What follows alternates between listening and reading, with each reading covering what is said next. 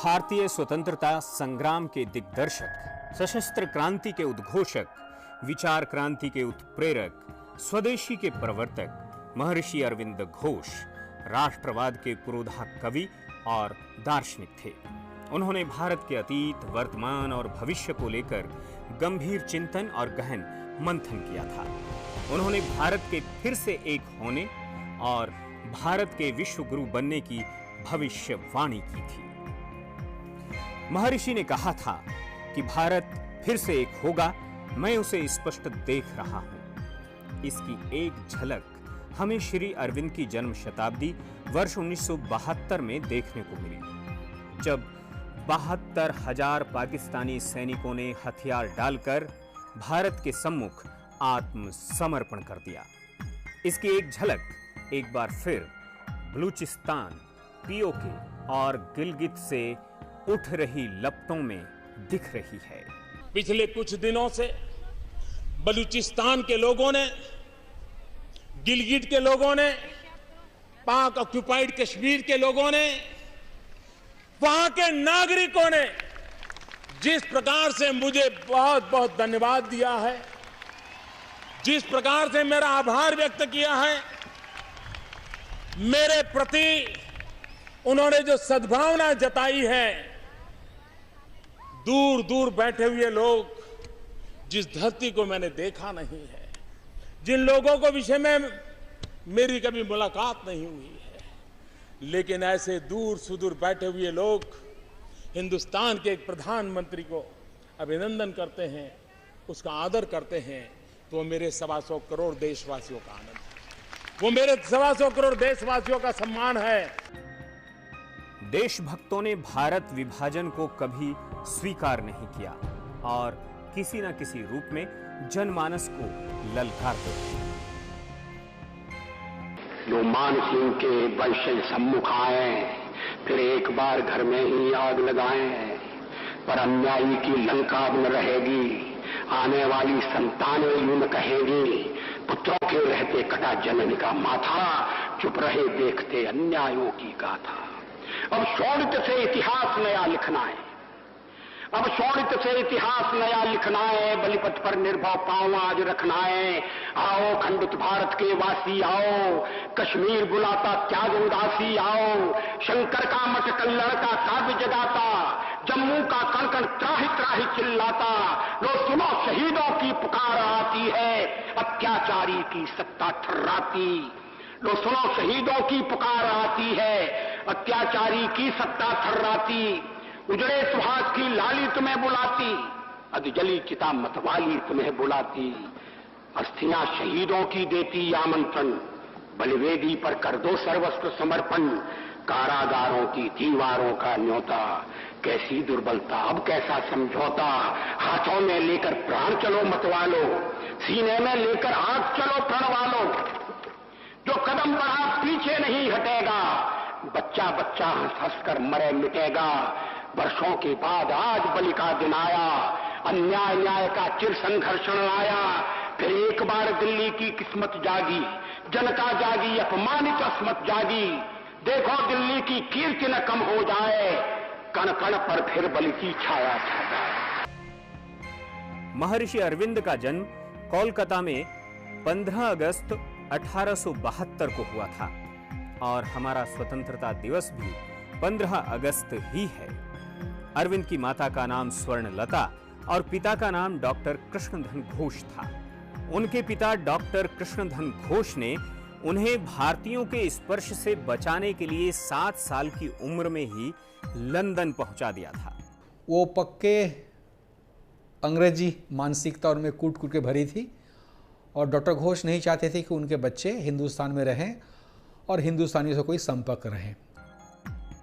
उन्होंने 18 साल की छोटी उम्र में ही आईसीएस की खुली प्रतियोगिता में सर्वोच्च अंक प्राप्त किए, परंतु वो सरकारी गुलाम बनने को तैयार नहीं हुए और घुड़सवारी में स्वयं को अयोग्य ठहरा लिया। जितनी भी अच्छी नौकरी हो, मुझे ये नौकरी नहीं करना है। लेकिन परीक्षा में, रिटन लिखित परीक्षा में अच्छे नंबर थे, बहुत ऊंचे पोजीशन था, लेकिन वो कहा कि चलो, हॉर्स राइडिंग टेस्ट जो था उनमें आने से मना कर दिया। 2 बार नहीं गया। और उसके फलस्वरूप उन्हें फेल दिखाया गया, बच गए, आईसीएस में ज्वाइन नहीं करना पड़ा। विदेश में रहते हुए ही 11 वर्ष की अवस्था में ही उन्हें दिव्य अनुभूति हुई। श्री अरविंद को इस बात का तीव्र अनुभव हो गया कि जगत में एक सार्वभौम उथल पुथल और महान क्रांतिकारी परिवर्तनों का समय आ रहा है और स्वयं उनका भी उसमें हिस्सा लेना देव निर्दिष्ट है। तब उनका ध्यान भारत की ओर आकृष्ट हुआ। उनकी कविता की पहली किताब आती है दी सॉन्ग्स टू मिर्टिला, मिर्टिला MYRTILLA, और इसमें हम देखते हैं कि उम्र कितना था, 20 साल भी नहीं था, और यूरोप के भाषा के बारे में कितने ज्ञान है, यूरोप के कविता के बारे में क्या ज्ञान है, साहित्य के बारे में क्या ज्ञान है। और इस कविता की किताब में उन्होंने यूरोप के बारे में भी लिखा और बंकिम चंद्र चटर्जी के बारे में लिखा, माइकल मधुसूदन के बारे में लिखा, चंडीदास के बारे में लिखा। और आपको हैरानी होगी कि विद्यापति, जो मिथिला के बहुत बड़े कवि हैं जिन पर टैगोर भी लिखी है, विद्यापति पर लिखा है इन्होंने, ज्ञानदास पर लिखा। कमाल की बात है, ऐसा जीनियस तो बहुत कम ही होता है। 1893 में वो भारत लौट गए। वो देश और विदेश की कई भाषाओं के विद्वान थे। साथ ही उन्होंने भारत आकर संस्कृति का गहन अध्ययन किया। उनको एक कॉलेज का, बड़ौदा कॉलेज में लाया गया, प्रोफेसर बने, अंग्रेजी भाषा पढ़ाते थे, फ्रांसीसी भाषा पढ़ाते थे। उनको वाइस प्रिंसिपल नियुक्त किया गया। और इस समय इनमें एक परिवर्तन आता है। इस समय उन्होंने काफ़ी हमारे शास्त्रों का, संस्कृत भाषा का चर्चा शुरू किया। सिर्फ रामायण महाभारत ही नहीं, जो हमारी और भी थी प्राचीन संस्कृति के किताब जो थे हमारे, जिसमें वो सारे उन्होंने अध्ययन किया। कालिदास को पढ़ा, बहुत भवभूति पढ़ा, गीता, उपनिषद, जिसके बारे में उनको इंग्लैंड में कोई भी जानकारी नहीं थी, उन्होंने सारा ये पढ़ाई किया। और धीरे धीरे भारत की जो आत्मा की सच्चाई, भारत की जो असली ज्ञान है, भारत की जो सभ्यता को देन है, ये उनको जानकारी प्राप्त हुई। अरविंद घोष ने राजस्व विभाग में कार्य करते समय विश्व की प्रथम आर्थिक विकास योजना बनाई। उसका कार्यान्वयन करके बड़ौदा राज्य देशी रियासतों में अनूठा बन गया था। 1896 से 1905 तक उन्होंने बड़ौदा रियासत में राजस्व अधिकारी से लेकर बड़ौदा कॉलेज के फ्रेंच अध्यापक और उपाचार्य रहने तक रियासत की सेना में क्रांतिकारियों को प्रशिक्षण भी दिलाया। हजारों युवकों को उन्होंने क्रांति की दीक्षा दी। डॉक्टर केशवराव बलिराम हेडगेवार भी उनमें शामिल थे। 1905 में उन्होंने भवानी मंदिर नामक बहुत प्रसिद्ध पुस्तिका लिखी। भवानी मंदिर, ये कोई मंदिर बनाने का प्लानिंग नहीं था, कोई फिजिकल स्ट्रक्चर नहीं था। इसका आइडिया था ट्रेनिंग सेंटर, जहां सशस्त्र संग्राम के लिए नौजवानों को तैयार किया जाए। राजनीति में वो सशस्त्र क्रांति के उद्घोषक थे। उन्होंने अंग्रेजों के शासन को तो देखा ही, ब्रिटिश सरकार के खिलाफ आंदोलन चलाने वाले दलों की धीमी गति को भी देखा। हम लोग अक्सर जानते हैं कि कांग्रेस की स्थापना 1885 में हुई थी और करीब 15-20 साल में लोगों ने देखा कि बड़ा स्लो प्रोग्रेस जा रहा है। कॉन्स्टिट्यूशनल एजिटेशन था, मीटिंग होती थी साल में एक बार, फिर अंग्रेज को पिटीशन देते थे, कहते थे ना प्लेटफॉर्म, प्रेयर, पिटीशन, 3 P बोलते हैं। प्लेटफॉर्म एक मीटिंग चाहिए, कभी बॉम्बे में, कभी इलाहाबाद में, कभी मद्रास में, कभी कलकत्ता में हो, और कुछ बड़ा लॉयल्टी होता था, राजभक्त दिखाते थे हम प्रभु भक्त हैं, और कुछ संवैधानिक मांगे करती थी। मैं नहीं कह रहा हूँ कि ये ठीक नहीं था, उस समय के लिए शायद इतना ही ठीक था, ज़्यादा करते शायद दबा भी देते। 1905 में अंग्रेजों ने बंगाल के विभाजन का षड्यंत्र किया। अंग्रेज बंग भंग के माध्यम से राष्ट्रवादी आंदोलन को दबाना चाहते थे, लेकिन इसका राष्ट्रव्यापी विरोध हुआ। इस आंदोलन का पृष्ठभूमि था, इस समय बंगाल को लॉर्ड कर्जन ने पार्टीशन कर दिया था, क्योंकि बंगाल आज़ादी के संग्राम में अग्र भूमिका ले रही थी और कर्जन का प्लानिंग था कि बंगाल को विभाजन कर देंगे तो पश्चिम बंगाल एक छोटा सा राज्य हो जाएगा जो बिहार उड़ीसा के साथ उसमें हुआ करता था, और पूर्वी बंगाल जो अभी बांग्लादेश बना है उसमें मुसलमान मेजॉरिटी था, तो वहाँ हिंदू जो नेशनलिज्म था वो दब जाएगा। था तो बंगाल को विभाजन के लिए, लेकिन ये सारा इनके खिलाफ जो एजिटेशन हुआ, एंटी पार्टीशन एजिटेशन, इसका नाम स्वदेशी मूवमेंट पड़ता है, और इस मूवमेंट का प्रसार सारा भारत में हो जाता है। अंग्रेज नहीं सोचा था। अध्यापन युग में वो मुंबई के इंदु प्रकाश पत्र में ब्रिटिश शासन के खिलाफ उग्र लेखों के लिए प्रसिद्ध थे। उन्होंने बंगाल में क्रांति यज्ञ की ज्वाला को धधकाने के लिए 665 रुपए महीना की नौकरी छोड़कर कठिनाई का रास्ता चुना। वे 150 रुपए के वेतन पर बंगाल नेशनल कॉलेज को अपनी सेवाएं देने लगे। उन्होंने वर्तमान बांग्लादेश में जाकर किशोरगंज में स्वदेशी आंदोलन शुरू किया। उनका वेश बन गया धोती और चादर। जो सबसे बड़े इतिहासकार हम मानते हैं स्वाधीनता के पहले या बाद में भी, the dawn of Indian history, Ramesh Chandra Majumdar कहते हैं कि 2 की आइडिया इस समय औरोबिंदो ने दिया। एक था पैसिव रेजिस्टेंस का और एक नॉन कोऑपरेशन का, और इसी 2 मूल मंत्रों को लेकर गांधी जी 1920-21 में नॉन कोऑपरेशन शुरू करेंगे। तो एक की आइडिया 1907 में औरोबिंदो ने दे दिया था। राष्ट्रीय विद्यालय से भी अलग होकर उन्होंने पत्रिका वंदे मातरम का प्रकाशन शुरू किया।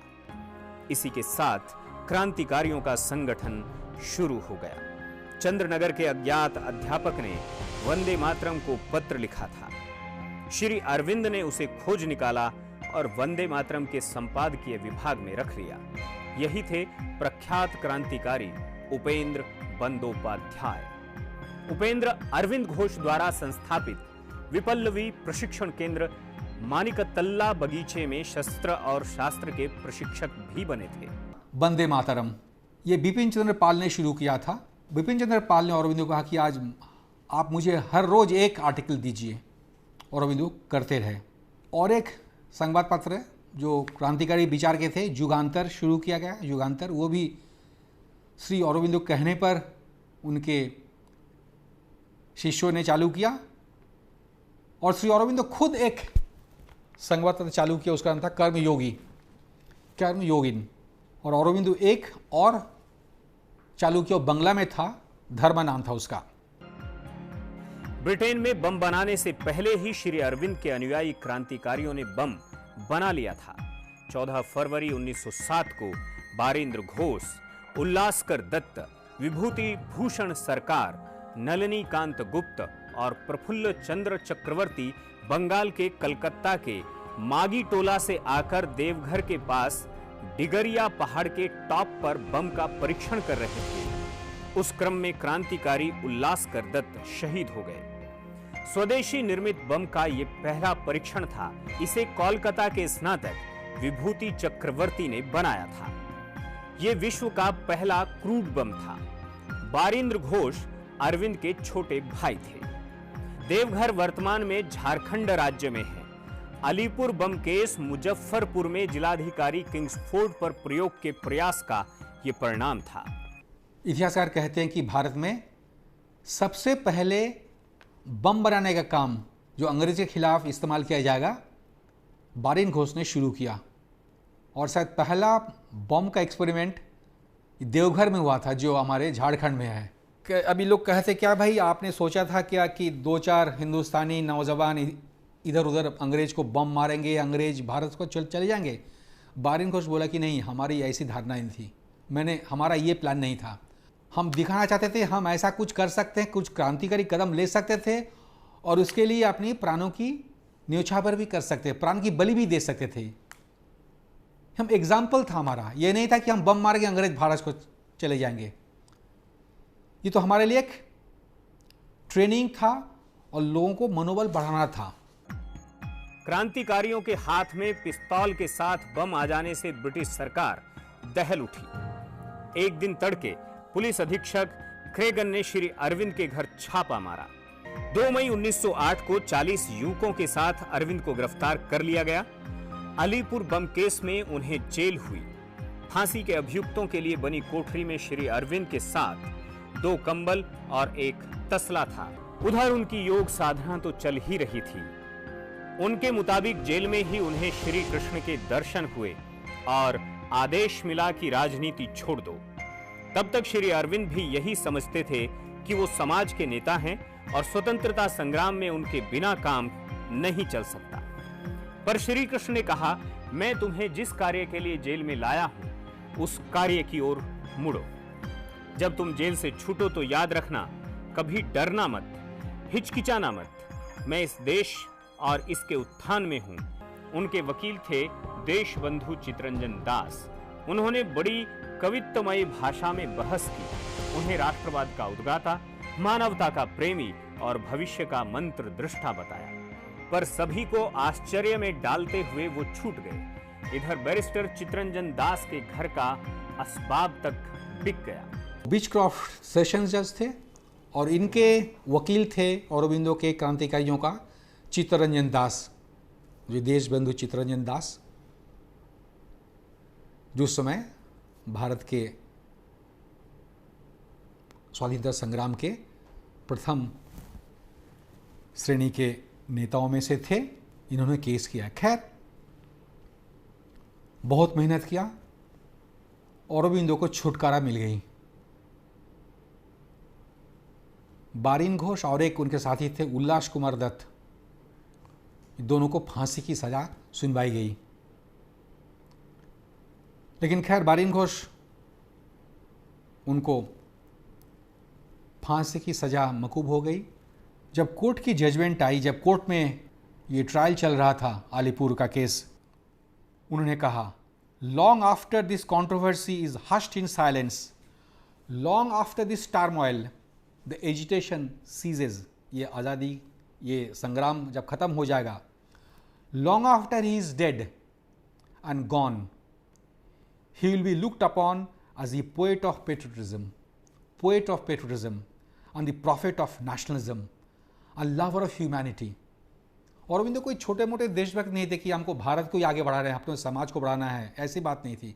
वो हमेशा सोचते थे कि भारत के उत्थान सारा दुनिया के लिए, मनुष्य के लिए अच्छी बात है। कोई नैरो नेशनलिज्म नहीं था। खैर, एंड सियरदास और भी कहा, Aurobindo's words will be echoed and re-echoed, प्रतिध्वनि होती रहेगी, not only India but across the distant seas and lands. Aurobindo is not standing before the bar of the court, but before the bar of the high court of history। 1910 में वो कोलकाता छोड़ पांडिचेरी बस गए और एक आश्रम की स्थापना की। वेद, उपनिषद ग्रंथों आदि पर टीका लिखी, योग साधना पर मौलिक ग्रंथ लिखे। साल 1914 में श्री अरविंद ने आर्य नामक दार्शनिक मासिक पत्रिका शुरू की। उस समय पांडिचेरी में हमारे बहुत बड़े राष्ट्र कवि जो तमिल में लिखते थे, सुब्रमण्यम भारती जी रहते थे। वो भी आ गए थे। एक और बड़े स्वाधीनता संग्रामी मद्रास के थे, तिरुमलाचारी जी, वो भी थे। और एक अंग्रेज एक पेपर चलाते थे, उसका नाम था इंडिया, ये तमिल में चलता था। और औरबिंदो के आने के बाद ये जो ऑफिस था, इंडिया पेपर का जो ऑफिस था, ये सारा उस समय के क्रांतिकारी आंदोलन का एक सेंटर बन गया। एज एन एजुकेशनिस्ट अगर आप उनको देखेंगे, शिक्षा क्या है, शिक्षा क्यों होनी चाहिए, किसके लिए होनी चाहिए, शिक्षा से समाज को मिलेगा क्या, शिक्षा से समाज का फ्यूचर किस तरह का होगा, देश को हम शिक्षा के माध्यम से किस प्रकार आगे लेके जा सकते हैं, श्री अरविंदो जी ने अपनी पूरी लाइफ इन्हीं कामों के लिए झोंक दी। उनका जो लिटरेचर, उनके साहित्य को जब हम पढ़ते हैं तो हम पाते हैं कि ना केवल एक नेशनल अवेकनिंग होती है, बल्कि हम अपने पास्ट पे गौरवान्वित महसूस करते हैं और उसके साथ साथ हम कुछ हल्के सा महसूस करते हैं उनको पढ़ने के बाद। अरविंद की प्रमुख कृतियां the mother, Savitri, future poetry, उनकी साहित्यिक कृतियों में essays on Gita, the life divine and place, the synthesis of yoga, the human cycle, ये उनकी प्रमुख साहित्यिक कृतियां थी। फ्रांसीसी महिला श्री मां को उनके विचारों और लेखनी को विश्व के सामने सुनियोजित ढंग से लाने का श्रेय दिया जाता है। श्री मां ने 1943 में श्री अरविंद अंतर्राष्ट्रीय शिक्षा केंद्र की स्थापना की, जो आज भी कार्यरत है। 5 दिसंबर 1950 को श्री अरविंदो ने समाधि ले ली। महर्षि अरविंद उस समय कांग्रेस की राजनीति से अलग क्यों खड़े हो गए, जबकि पांडिचेरी में रहते हुए भी वो राजनीति में सक्रिय थे? इसका उत्तर तत्कालीन परिस्थितियों में ढूंढना पड़ेगा। इसका उत्तर हमारे पास नहीं है, उत्तर देना भी बहुत मुश्किल है। जो योगी महापुरुष होते उनका चिंतन अलग होता है, उनकी सोच भी अलग होती है। लेकिन हम देखते हैं कि वो मृत्यु के पहले तक भी वो राजनीतिक मामले में वो दिलचस्पी लेते थे। फ्रेंच गवर्नर मिलने आते थे, कॉरेस्पॉन्डेंस होता था।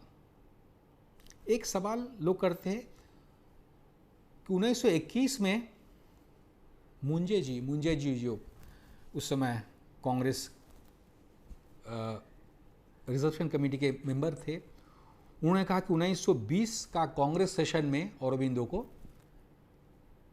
सभापति बनना चाहिए। मुंजे जी ने लिखा था, मुंजे जी ऊंचे कद के नेता ने। पंडित नेहरू भी लिखते थे, मैं आश्चर्य हो गया श्री अरबिंदो ने रिजेक्ट क्यों किया।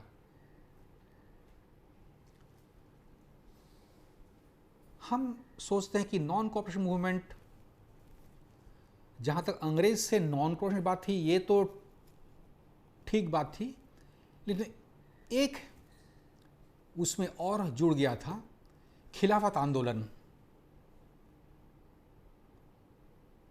जो टर्की के लिए, टर्की का बादशाह को हमारे यहाँ सुन्नी मुसलमान का धर्म गुरु मानते थे। वो खिलाफत देखिए, अभी खिलाफत मूवमेंट अभी चल रहा है, कैलिफेट बोलते हैं ना, वो एक खालीफेट। हमारे ख्याल से शायद अरबिंदो ने इसीलिए नॉन कॉपरेशन मूवमेंट में योगदान नहीं किया। और हम देखते हैं अचानक ये 1920 में शुरू हुआ, 21 जब चौरी चौरा में कांड हुआ, अरविंद गांधी ने उसको कॉल ऑफ कर दिया, मूवमेंट को कॉल ऑफ कर दिया। सो अरबिंदो को दूरदृष्टि थी कि शायद इसका परिणाम बहुत सुखद नहीं होगा।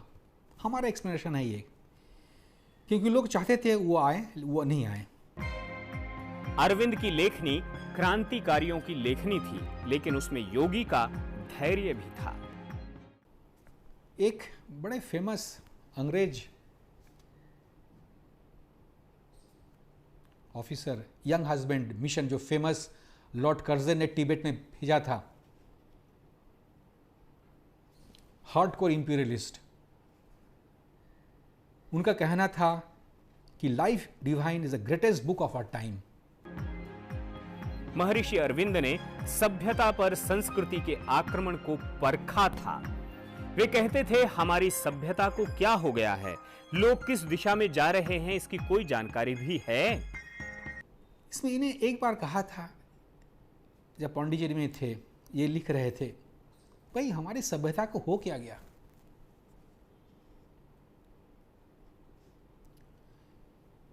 एक बार उन्होंने कहा कि अगर प्राचीन भारत का कोई व्यक्ति